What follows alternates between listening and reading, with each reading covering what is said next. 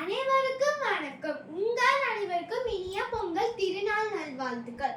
பொங்கல் பண்டிகை 4 நாட்களில் கொண்டாடப்படுகிறது. முதலாம் நாள் போகி பண்டிகை ஆகும். போகி பண்டிகை மார்கழி கடைசி நாள் ஆகும். வீட்டை சுத்தப்படுத்தி பழைய பொருட்களை கழித்து போகி பண்டிகை கொண்டாடப்படுகிறது.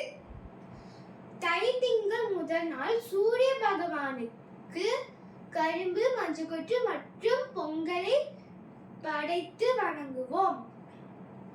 மாட்டு பொங்கல் அன்று மாடுகளை சுத்தப்படுத்தி அவைகளை அலங்கரித்து படையல் வைத்து வணங்குவோம்.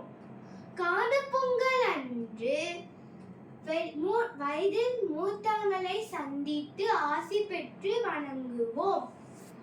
உழவர்களுக்கும் சூரிய பகவானுக்கும் மாடுகளுக்கும் நன்றி தெரிவிக்கும் வகையில் பொங்கல் விழா சிறப்பாக கொண்டாடப்படுகிறது. நன்றி, வணக்கம்.